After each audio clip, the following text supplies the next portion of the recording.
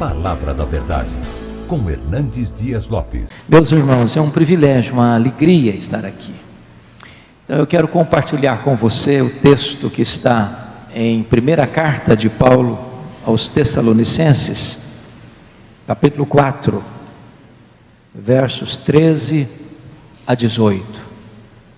E peço a você que após a leitura do texto, mantenha sua Bíblia aberta comigo nesta passagem, para acompanharmos juntos a exposição. 1 Tessalonicenses 4, a partir do verso 13. Não queremos, porém, irmãos, que sejais ignorantes com respeito aos que dormem, para não vos entristecerdes como os demais que não têm esperança. Pois se cremos que Jesus morreu e ressuscitou, assim também Deus, mediante Jesus, trará em sua companhia os que dormem. Ora, ainda vos declaramos por palavra do Senhor isto: nós, os vivos, os que ficarmos até a vinda do Senhor, de modo algum precederemos os que dormem. Porquanto o Senhor mesmo, dado a sua palavra de ordem, ouvida a voz do arcanjo e ressoada a trombeta de Deus, descerá dos céus, e os mortos em Cristo ressuscitarão primeiro. Depois, nós, os vivos, os que ficarmos, seremos arrebatados juntamente com eles entre nuvens, para o encontro do Senhor nos ares, e assim estaremos para sempre com o Senhor. Consolai-vos, pois, uns aos outros com estas palavras. Amém. Meus amados irmãos, o apóstolo Paulo, o grande bandeirante do cristianismo, o grande desbravador do reino de Deus, o homem que plantou igrejas nas províncias da Galácia, da Macedônia, da Acaia, da Ásia Menor, o homem que dos 27 livros do Novo Testamento escreveu 13, é um teólogo e ao mesmo tempo um pastor. A maioria das cartas que escreveu, as escreveu para responder perguntas, para dirimir dúvidas, para solucionar tensões, e este é um caso aqui. Ele plantou a igreja de Tessalônica na sua segunda viagem missionária. Tessalônica era uma capital de uma província grega, chamada Macedônia. E vocês bem sabem que, embora os romanos tivessem dominado o mundo, política e militarmente falando, os romanos não dominaram o campo das ideias. O pensamento grego continuou prevalecendo. E um dos pilares do pensamento grego era o chamado dualismo. Em outras palavras, os gregos pensavam que a matéria que você olha, vê, tange, toca, é essencialmente má. O espírito, invisível, imaterial, essencialmente bom. Em virtude disso, os gregos não acreditavam na criação. Eles não podiam imaginar que Deus, sendo bom, pudesse criar a matéria que era má. Eles não acreditavam na encarnação. Eles não podiam entender que Jesus Cristo pudesse ser Deus e homem ao mesmo tempo. Se ele tinha um corpo físico, material, e ele tinha, e se para eles a matéria era má, então Jesus não podia ser essencialmente bom.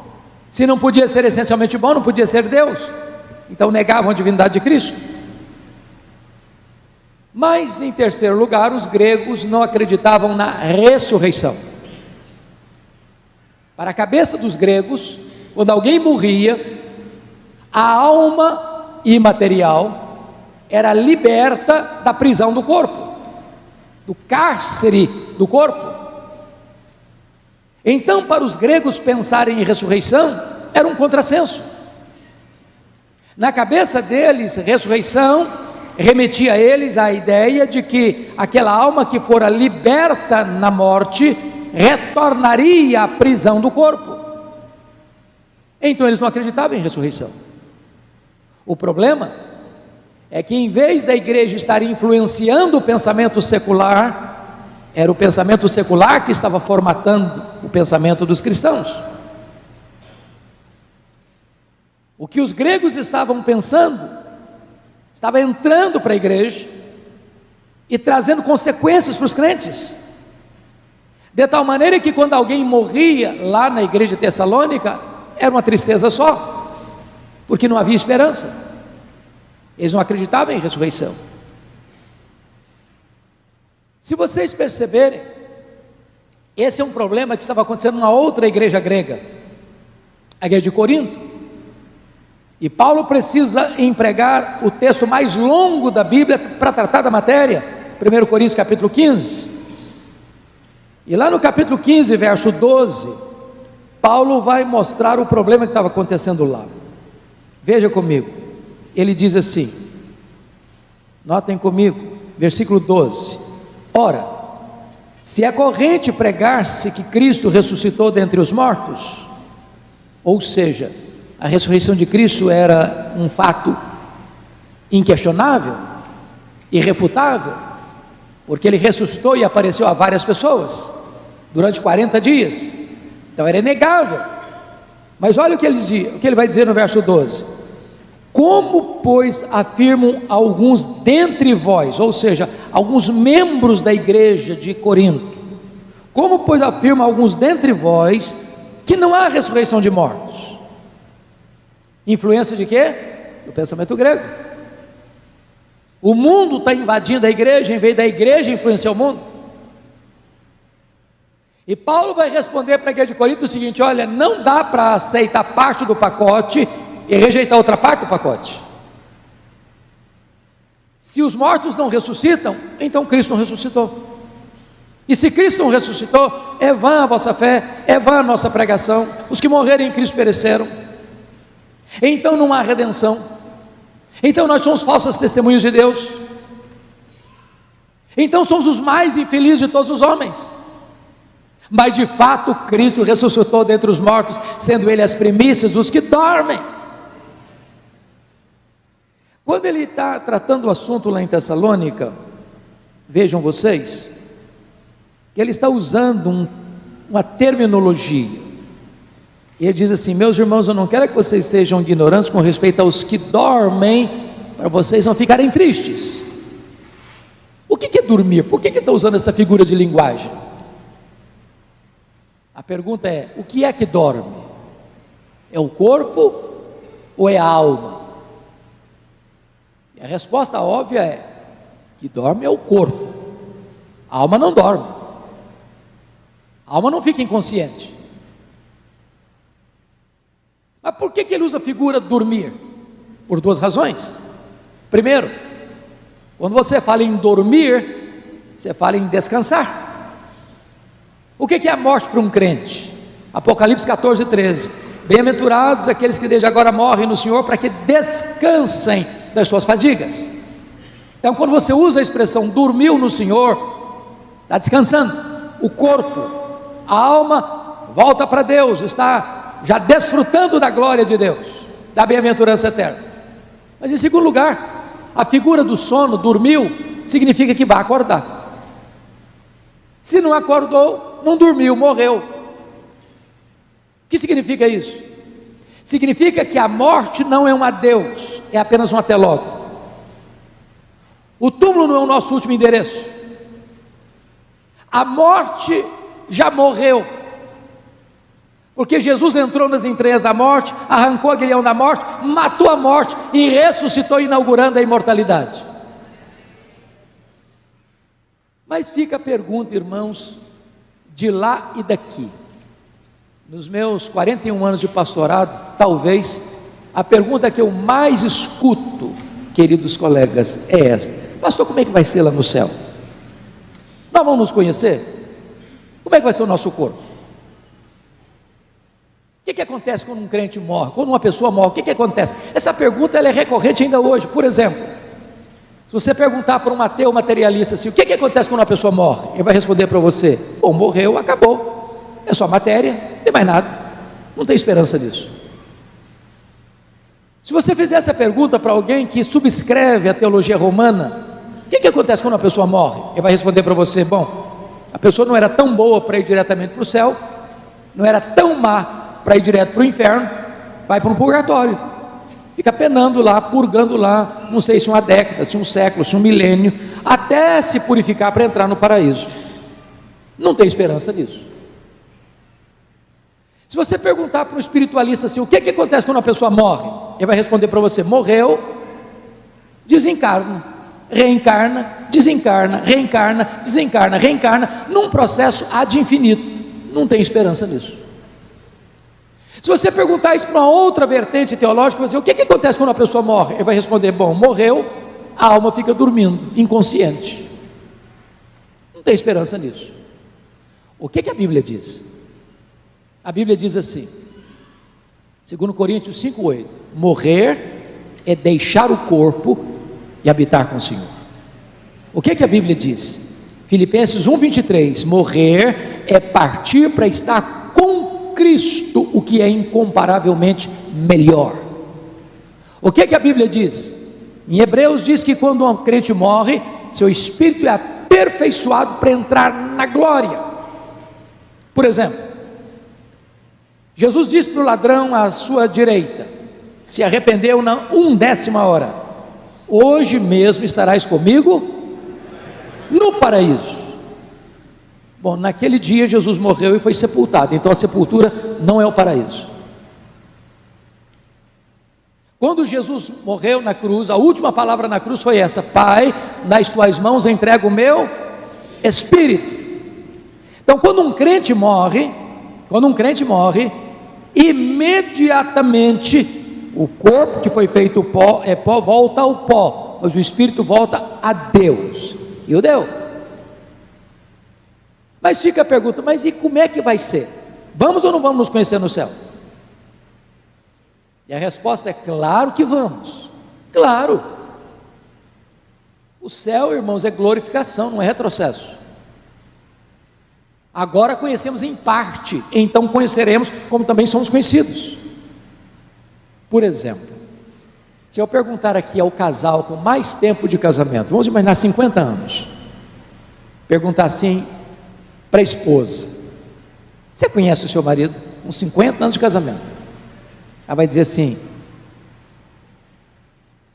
eu estou conhecendo ainda. Se eu perguntar para o marido assim: você conhece a sua mulher depois de 50 anos de casado? Ele vai dizer assim: estou começando a conhecer. Os gregos diziam assim: conhece-te a ti mesmo. Os gregos estavam errados. Nós não nos conhecemos. Eu acho que vocês são mais crentes do que eu, mas eu de vez em quando eu fico escandalizado comigo. Não, acho que não sou eu não. Não, isso que está passando na minha cabeça não sou eu, deve ser outra coisa. Eu sei que isso não acontece com vocês, mas comigo de vez em quando acontece. Sabe por quê? Porque nem nós nos conhecemos, mas lá no céu nós vamos nos conhecer. Agora, só um detalhe: lá no céu nós não vamos ter o relacionamento que temos aqui. Por exemplo, lá no céu não se casa nem se dá em casamento, então não tem desse negócio de casados para sempre. Casamento é até que a morte os separe. Aproveita que é só aqui, depois não tem mais não. Alguém diz: ufa, até que vem também, né? Ah, que pena, podia durar para sempre. Vai durar não, aproveita. Segundo, lá no céu nós não vamos ser uma família nuclear. O que é uma família nuclear? Marido, mulher, o esposo e filhos. Os outros viram parentes. Lá no céu nós vamos ser uma família só.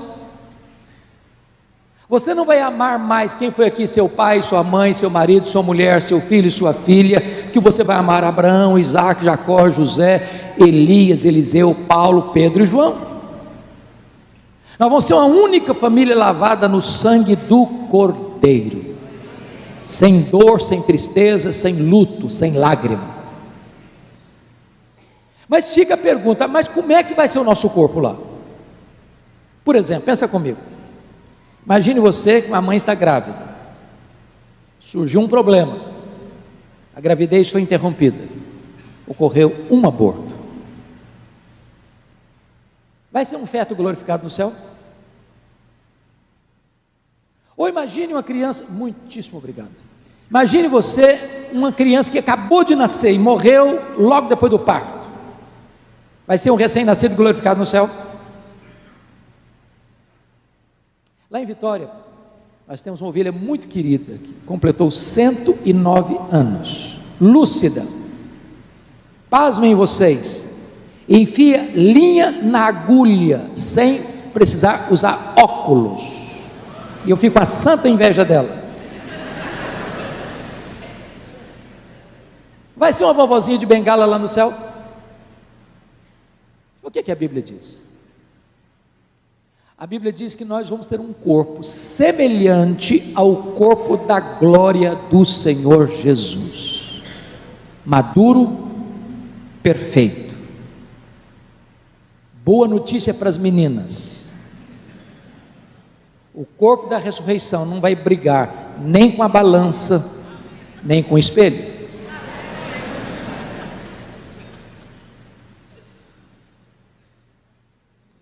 Pastor, isso é especulação? Não, não é especulação. A primeira base da nossa esperança está aí no versículo 15. Ora, ainda vos declaramos por palavra do Senhor isto.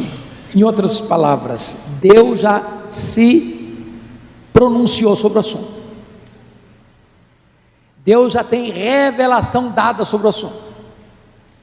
Eu não preciso especular. Nós temos garantia do como vai ser, e isso traz esperança. Quando um crente estava morrendo lá na igreja de Tessalônica, era um chororô só, porque a ignorância é mãe da aflição. O conhecimento da verdade traz consolo, remove a tristeza. Então está aqui, meus irmãos, o primeiro pilar da esperança cristã: não temos medo da morte. Morrer para um crente não é uma tragédia, porque morrer é partir para estar com Cristo, o que é incomparavelmente melhor. Mas há um segundo pilar da esperança cristã. Confira comigo o versículo 16, que é a parousia, a segunda vinda de Cristo. Porquanto o Senhor mesmo, dada a sua palavra de ordem, ouvida a voz do arcanjo, ressoada a trombeta de Deus, descerá dos céus. Esta é a verdade magna do cristianismo. Esta é a acrópole da nossa esperança, o pináculo da nossa fé, a nossa esperança mais robusta e sublime. Jesus voltará em grande majestade e glória. Nós estamos como que na ponta dos pés, olhando, aguardando, apressando o dia da vinda do Senhor, dizendo: Maranata, ora vem, Senhor Jesus. Os sinais são eloquentes. O Senhor Jesus Cristo, no seu sermão profético, disse que precisaríamos ter atenção. Primeiro sinal, o engano religioso, desde que ninguém vos engane. Segundo sinal, guerras e rumores de guerras. Terceiro sinal, terremotos em vários lugares. Quarto sinal, fomes. Quinto sinal, epidemias. Sexto sinal, perseguição religiosa. 7º sinal, esfriamento do amor. 8º sinal, o evangelho sendo pregado em todo o mundo. 9º sinal, a manifestação do homem da iniquidade. 10º sinal, a apostasia.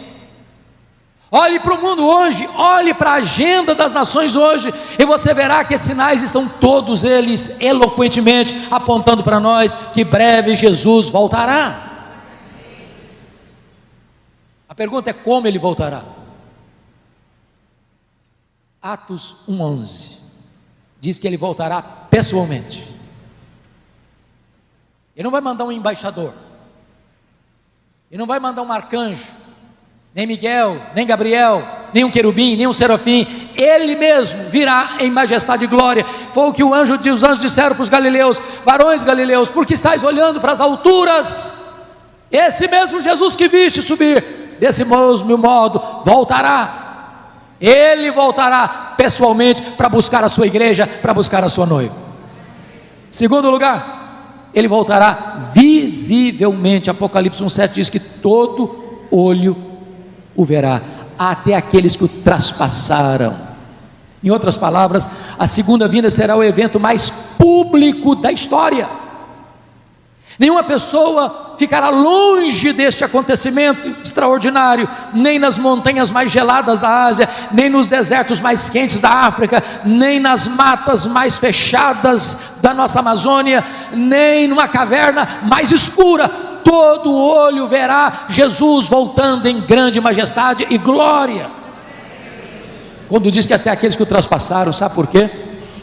Que quando Jesus vier em glória, primeiro fato que vai acontecer, diz a Bíblia, é que os mortos ouvirão a sua voz e sairão dos túmulos, uns para a ressurreição da vida, outros para a ressurreição do juízo. Aqueles que cuspirem Jesus, aqueles que esbordoaram Jesus, aqueles que vilipendiaram Jesus, aqueles que negaram Jesus e ultrajaram o seu nome ao longo dos séculos, terão que ver Jesus vindo na sua majestade e glória. Terceiro, como Jesus voltará? Ele voltará audivelmente. Versículo 16 diz: dada a sua palavra de ordem, ouvida a voz do arcanjo, ressoada a trombeta de Deus, descerá dos céus.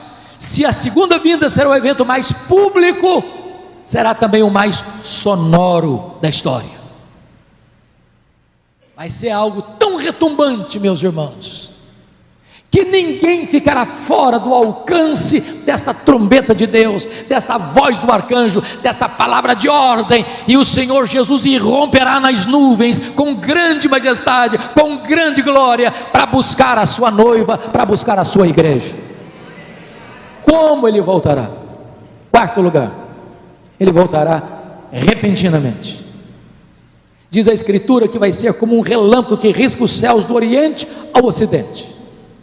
Na linguagem do apóstolo Paulo, em 1 Coríntios 15, diz que vai ser num momento, e a palavra momento no grego é a palavra átomos, de onde vem a nossa palavra portuguesa átomo. Isso significa, vai ser tão rápido como um abrir e fechar de olhos, ou como o faiscar de uma estrela, ou como o dardejar da cauda de um peixe. Sabe o que significa isso? Não vai ter condições de você se preparar na última hora. Se você não tiver azeite na sua lâmpada, você enfrentará o juízo de Deus. Hoje é o dia oportuno. Prepara-te, ó Israel, para te encontrares com o teu Deus. Quinto lugar, como Jesus voltará? Ele voltará inesperadamente. Vai ser como ladrão. Nenhum ladrão manda um telegrama ou manda um WhatsApp, um e-mail dizendo: olha, tal dia eu chego na sua casa, prepara um cafezinho, faz um pãozinho de queijo que eu vou chegar. Sabe o que significa isso? A segunda vinda de Cristo não vai ser um dia óbvio. Não. Todas as pessoas que marcaram a volta de Jesus, desculpem da expressão, quebraram a cara, porque não é um dia óbvio. Vai ser um dia comum, onde os pais vão se levantar para levar filho na escola, para pegar filho na escola, para ir para o trabalho, para voltar do trabalho, para viajar, para ficar em casa. Quando ninguém estiver esperando, ele chega.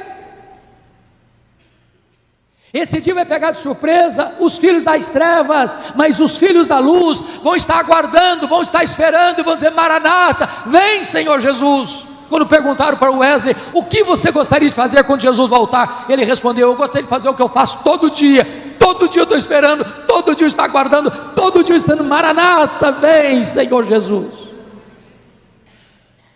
Como Jesus voltará? Jesus voltará inescapavelmente. 1 Tessalonicenses 5 diz que vai ser como uma mulher grávida que está para dar luz. Não dá para cancelar a segunda vinda de Cristo. Não tem corte humana, por mais egrégia que ela seja, que possa, não, eu vou cancelar. Jesus não volta mais. Ele vai voltar, querendo os homens ou não, ele vai voltar, querendo os poderosos sim ou não, ele vai voltar, e ele vai voltar inescapavelmente. Como Jesus voltará? Meus amados, Jesus voltará vitoriosamente. Diz a Bíblia que ele vai colocar todos os seus inimigos debaixo dos seus pés. Diz a Bíblia que vai lançar no lago do fogo o anticristo, o falso profeta, o diabo, a morte e todos aqueles cujos nomes não estão escritos no livro da vida. E ele então vai reinar vitoriosa e gloriosamente com a sua igreja. Isso não é hipótese, isso é revelação de Deus. Mas há uma terceira base da nossa esperança, está aí no versículo 16, na parte B, e diz assim: e os mortos em Cristo ressuscitarão primeiro. A pergunta é: primeiro em relação a quem? O texto é claro: aos que estiverem vivos. Então preste atenção aqui. Quando Jesus voltar, duas coisas vão acontecer. Primeiro, os mortos em Cristo ressuscitam. Por que está falando mortos em Cristo? Porque ele está falando para a igreja. Para a igreja. Depois que os mortos ressuscitarem, então os que estiverem vivos serão transformados e arrebatados. O que Paulo está dizendo aqui, para consolar a igreja que estava triste quando alguém morria, é o seguinte: olha, não tem prejuízo quando um crente morre. Primeiro, que quando ele morre, imediatamente a sua alma começa a reinar com Cristo no céu. Segundo, quando Jesus voltar, aqueles que estão lá com ele, desde Abel, a primeira pessoa a morrer na história, voltará com Jesus em glória. E então, aquele corpo que estava no pó, foi feito pó e é pó, escuta a voz de Jesus e se levanta do túmulo. Um corpo imortal, incorruptível, glorioso, poderoso, espiritual, celestial, semelhante ao corpo da glória do Senhor Jesus. E esse corpo agora glorificado se une àquela alma que já estava na glória, e assim seremos arrebatados e todos nós encontraremos o Senhor Jesus nos ares. A grande pergunta é: como é que vai ser o nosso corpo? E Paulo responde essa pergunta lá na sua carta aos Coríntios, e eu gostaria de levar os irmãos para lá, porque Paulo vai detalhar uma das perguntas mais constantes ainda hoje: como é que vai ser o nosso corpo? Então abra lá 1 Coríntios 15, a partir do verso 35. A pergunta foi esta: como ressuscita os mortos e em que corpo vem? Você quer saber como é que vai ser seu corpo? A resposta está aqui. Paulo vai usar três metáforas, três figuras, para explicar para nós como é que vai ser o nosso corpo. Primeira figura é a figura da semente, versículo 36. O que semeias não nasce se primeiro não morrer, e quando semeia, não semeias o corpo que há de ser, mas o simples grão, como de trigo ou de qualquer outra semente, mas Deus lhe dá corpo como lhe aprovidar a cada uma das sementes o seu corpo apropriado. O que ele está dizendo? Então na ressurreição vai ter continuidade e descontinuidade. O que é continuidade? Por exemplo, ele está falando de semente. Se você planta uma semente de manga, você não vai colher abacate, você vai colher manga. O que ele está querendo ensinar com isso? Morreu José da Silva, não é o Antônio Pereira que vai ressuscitar, é o José da Silva. Morreu crente, salvo pela graça, ressuscita para a ressurreição da vida. Morreu ímpio, descrente, ressuscita para a ressurreição do juízo. A morte não é uma varinha de condão que muda ninguém. Isso é continuidade. Qual é a descontinuidade? Ele começa a explicar no versículo 42. Semeia-se em fraqueza, ressuscita-se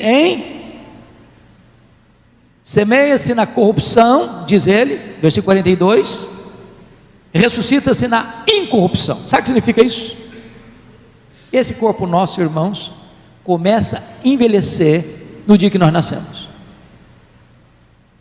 Não tem como driblar o tempo. Só em filme de ficção. Na realidade, não. Querendo ou não, gostando ou não, o tempo vai esculpindo algumas rugas no nosso rosto, indisfarçáveis. As meninas, mais espertas do que os homens, driblam isso um pouquinho melhor. Com um bom cosmético. Às vezes acorda de manhã, é um caos. Usa um bom cosmético, vira um cosmos. Daqui a pouco uma cirurgia plástica ajuda e muito.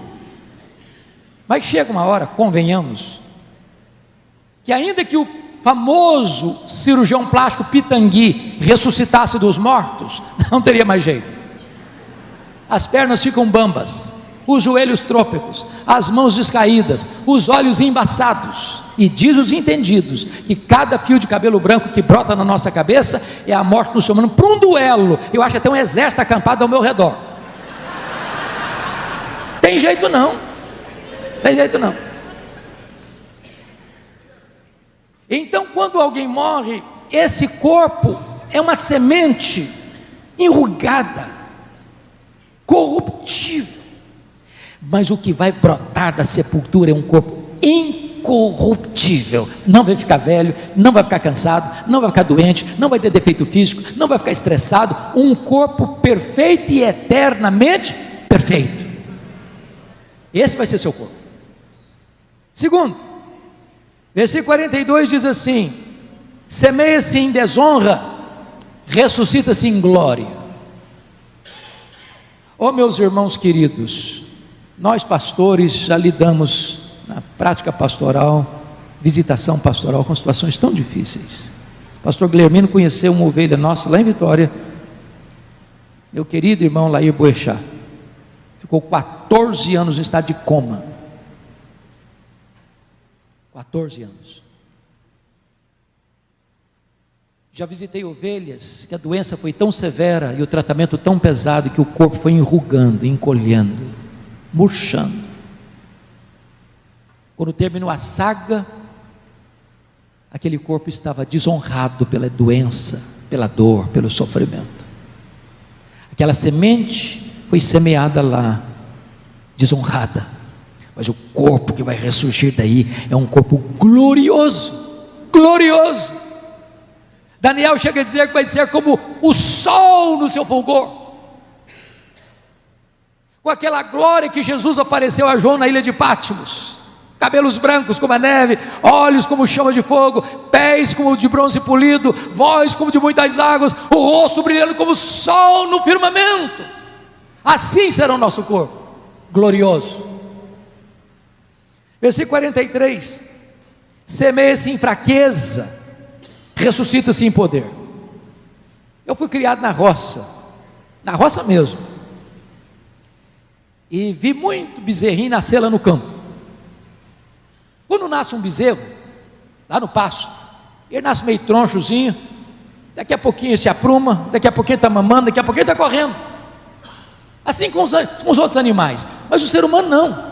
Nasce, ele é dependente hoje, no primeiro mês é dependente, no segundo mês é dependente, no sexto mês é dependente, no primeiro ano é dependente, daqui a pouquinho vira um menino serelepe, daqui a pouquinho vira um adolescente cheio de si, daqui a pouquinho vira um jovem com os músculos tonificados, daqui a pouquinho ele desafia o tempo e o espaço, nas corridas, nas pistas, daqui a pouquinho a cabeça manda, o corpo não vai mais, daqui a pouquinho não consegue correr mais, daqui a pouquinho nem andar consegue direito mais. Daqui a pouquinho é preciso de uma muletinha, daqui a pouquinho uma cadeira de rodas, daqui a pouquinho uma maca, daqui a pouquinho é uma fraqueza consumada. Mas o corpo que vai ressurgir é poderoso. Poderoso. Sabe o que significa isso? Com o corpo poderoso de Jesus, ele entrava numa casa fechada, sem precisar abrir a porta. Ele saía lá de Jerusalém e aparecia lá na Galiléia, 153 quilômetros, sem precisar percorrer o trecho. Com o corpo de glória poderoso, ele foi assunto aos céus, entre nuvens. E eu pergunto a você, qual é a distância entre a terra e o céu? Os estudiosos dizem que o nosso universo tem mais de 93 bilhões de anos-luz de diâmetro. Isso significa que se você voasse a velocidade da luz, 300 mil quilômetros por segundo, nessa velocidade você demoraria mais de 93 bilhões de anos para ir de uma extremidade à outra. Onde fica o céu? Com que velocidade Jesus voltou para o céu? Velocidade da luz? 300 mil quilômetros por segundo? Se ele voltou na velocidade da luz, depois de 2000 anos, ele está logo ali na esquina ainda. Eu pergunto a vocês, quanto tempo um anjo demora para vir do céu à terra?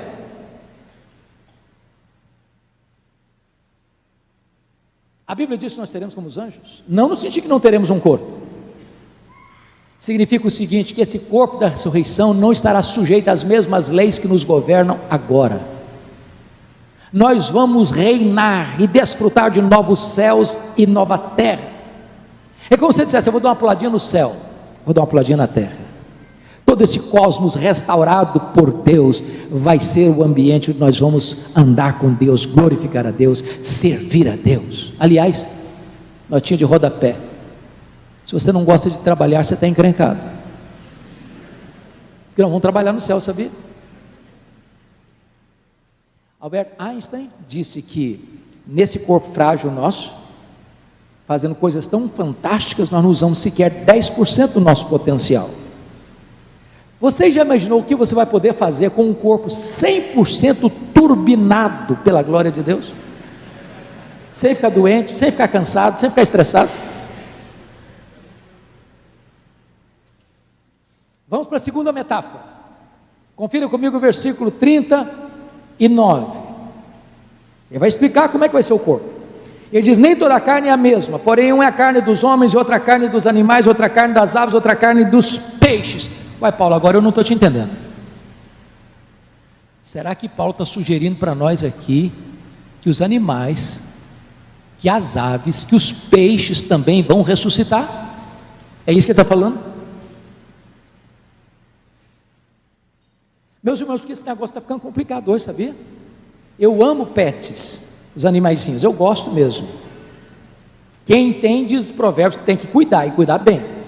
Mas está ficando, acho que passando um pouco do ponto hoje, sabia?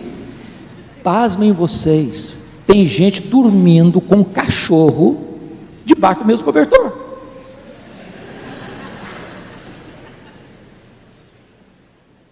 Tem gente que está dando nome de gente em cachorro. Há pouco tempo fui fazer uma visita e a mulher disse assim, Marcelo, e eu estou pensando que é o marido. Não, era o cachorro. Eu acho que o marido chamava Totó.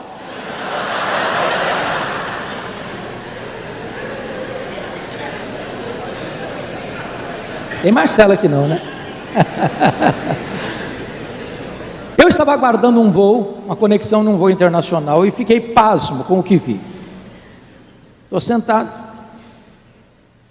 de repente um casal muito bonito se assenta na minha frente, um cachorro bonitão também do lado. Aí de repente o rapaz falou assim para a moça assim, fica aqui que eu vou comprar uma Coca-Cola. Um barzinho que ficava assim uns 30 metros. Quando o rapaz saiu, a moça deu um beijo na boca do cachorro. Mas pensa num beijo cinematográfico. Eu falei, meu Deus, mas está tudo errado. Há poucos dias uma mulher me ligou E eu fiquei muito chocado com a pergunta dela. Falei: pastor, eu estou ligando para o senhor, porque eu quero saber se a minha cachorrinha vai para o céu. E eu tomei um susto com a pergunta e não tinha uma resposta pronta para dar para ela. E ela disse: olha, porque se a minha cachorrinha não for, eu também não quero ir. Eu falei: bom, isso é problema da senhora, eu não vou entrar em briga de família.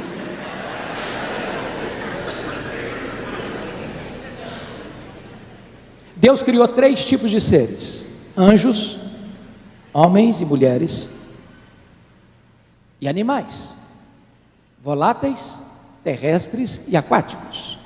Os anjos são espírito e não têm corpo, não morrem. Os animais têm corpo, mas não têm espírito, morrem e acabou. Os homens criados à imagem e semelhança de Deus têm corpo e espírito. Ao morrer, o corpo volta para o pó, o espírito volta para Deus. Pasmem vocês, um ministro presbiteriano, calvinista reformado, vai fazer uma cerimônia de casamento de membros da igreja. Sabe quem levou a aliança no altar? A cachorrinha da família.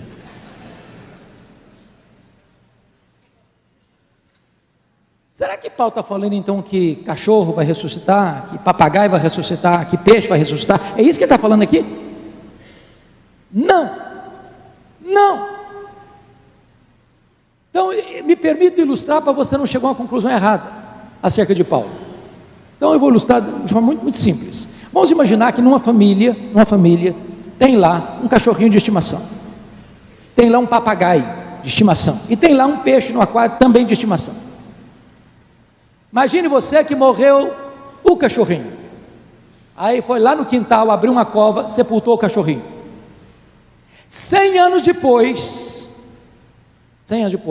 morreu o papagaio. Aí foi lá na cova onde estava sepultado o cachorrinho, abriram, o que tinha lá dentro? Pó de cachorro. Aí sepultaram o papagaio na mesma cova. 100 anos depois morreu o peixe do aquário, foram lá e abriram a mesma cova, o que tinha lá dentro?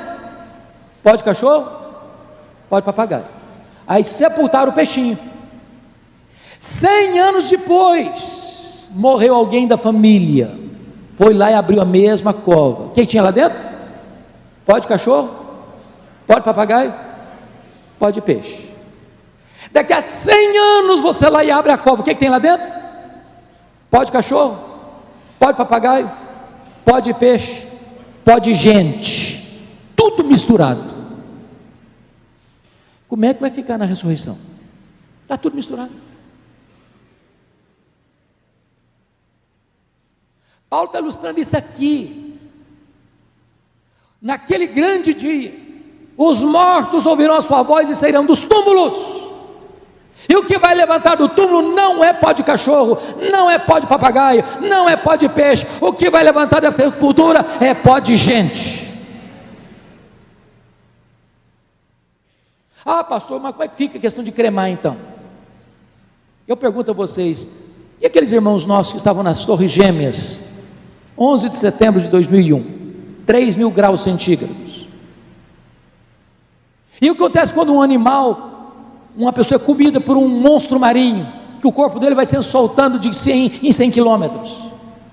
Se você crê que Deus do nada criou o universo, você não tem dificuldade de crer que quando tiver uma partícula humana, no dia que Jesus voltar, os mortos ouvirão a sua voz e eles ressuscitarão para encontrar o Senhor Jesus nos ares. Vamos à última metáfora, versículo 40.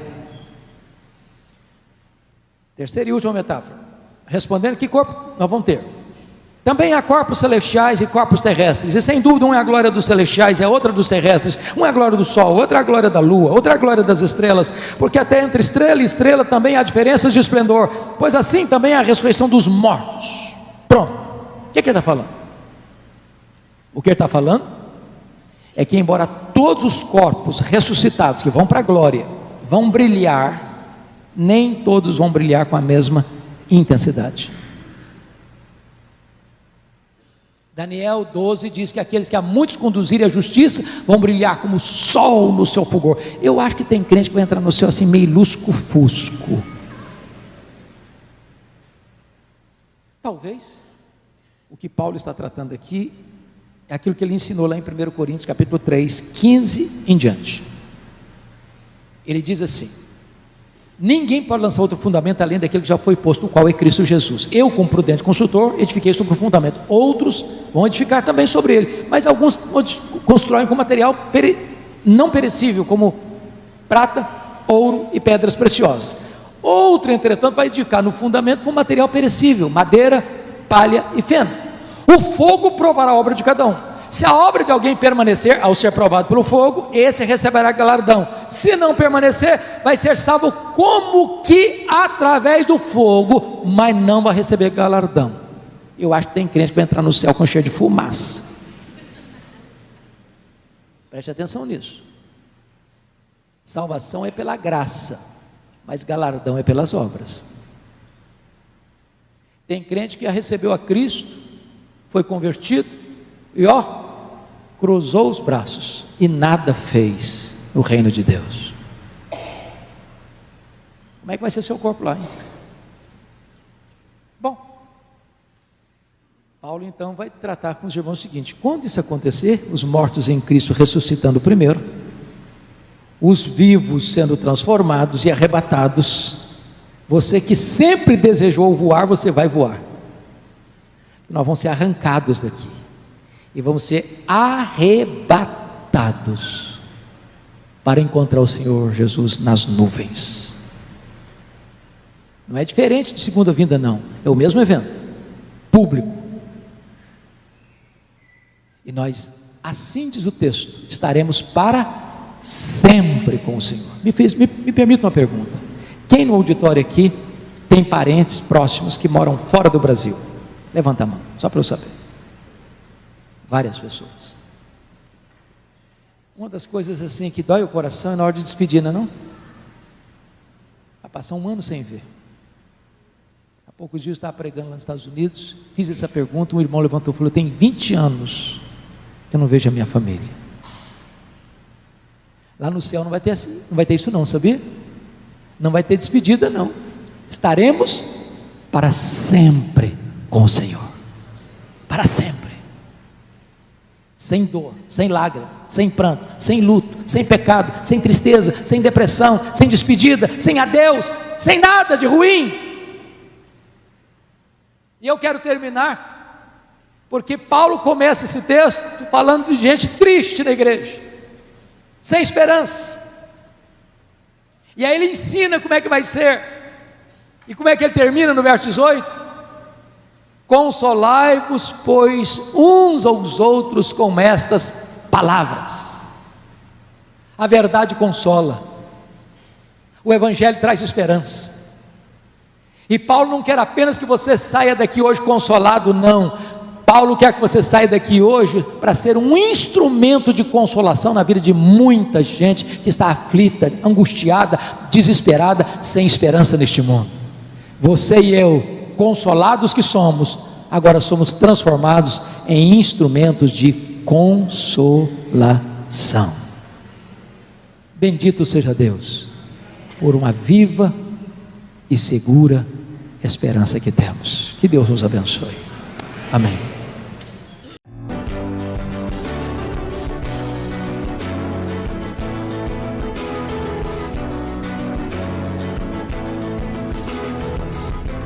Palavra da Verdade, com Hernandes Dias Lopes.